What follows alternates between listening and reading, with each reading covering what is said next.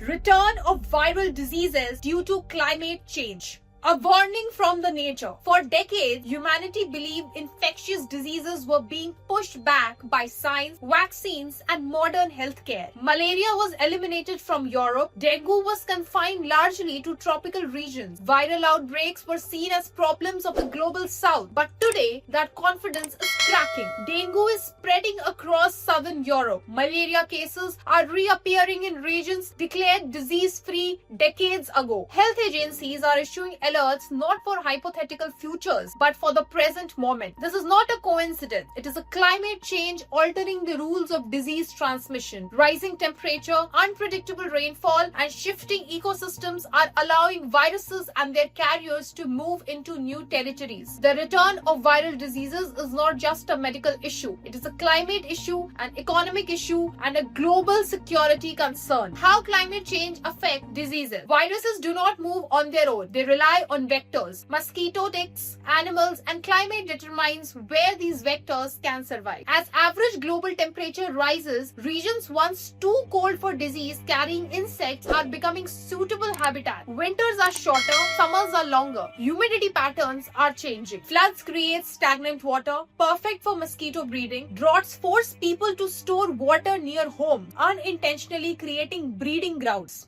Climate change is not creating new viruses. It is removing natural barriers that once kept them contained. Mosquitoes, the most dangerous animals on the earth. Mosquitoes kill more humans every year than any other animal. Dengue, malaria, Zika, chikungunya, and yellow fever all depend on them. Two species are particularly important: the dengue mosquito and the malaria mosquito. These mosquitoes are expanding northwards and southwards as temperatures rise. What was once a tropical problem is now a temperate zone threat. Dengue from tropics to the Europe. Dengue was once considered a disease of Asia, Africa, and Latin America. Today, that assumption is outdated. Southern Europe has reported locally transmitted dengue cases. Italy, France, Spain, and parts of Balkans have documented outbreaks. This is not imported dengue alone. Local mosquitoes are now capable of sustaining transmission. Why Europe is vulnerable to dengue? Europe lacks widespread immunity to dengue. Populations have not been exposed historically, meaning outbreaks can spread rapidly. Urbanization, international travel, and climate-friendly mosquito conditions form a dangerous combination. Cities with dense populations provide ideal conditions for transmission once the virus arrives. Public health systems designed for temperate diseases are now forced to adopt tropical threats. Malaria, a disease that never truly left. Malaria was officially eliminated from Europe and North America in the mid-20th century. But elimination is not eradication. The parasite still exists globally. The mosquitoes still exist locally. What disappeared was the environmental suitability. Climate change is reversing that. Malaria's return to old regions. Isolated malaria cases have been reported in parts of Europe, Middle East, and Central Asia. Regions malaria-free for decades. Warmer nights allow mosquitoes to survive longer. Higher temperatures speed up parasite development inside the mosquito. The disease cycle becomes complete again. Africa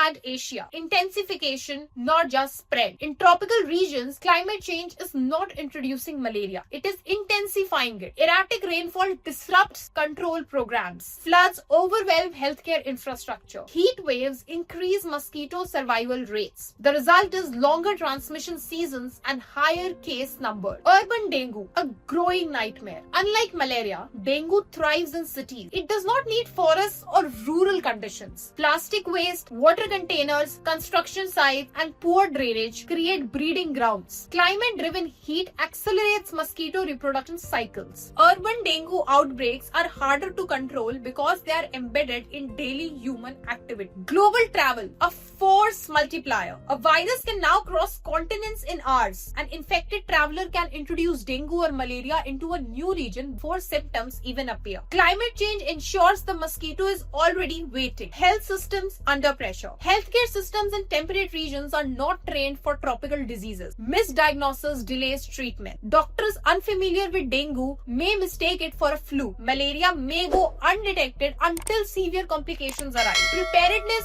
gaps cost life. Children and the elderly highest risk. Dengue, hemorrhagic fever, and malaria disproportionately affect children, pregnant women, and the elderly. As diseases enter new populations, these vulnerable groups face the greatest danger. Economic cost of resurgent diseases. Outbreaks reduce productivity, strain healthcare budgets, and discourage tourism. Countries once considered safe zones now face economic risks previously associated with tropical nations. Climate inequality and disease burden. Low-income countries face the highest disease burden despite contributing least to global emissions. Climate-driven disease spread highlights global inequality. Those least responsible suffered the most. Can vaccines solve this? Dengue vaccines do exist but are limited in scope and deployment. Malaria vaccines are emerging but are not universally accessible. Vaccines alone cannot offset environmental change. Vector control losing the battle. Insecticide resistance is rising. Mosquitoes are adapting faster than control methods. Climate change accelerates this adaptation. Warning systems and data gaps. Many countries lack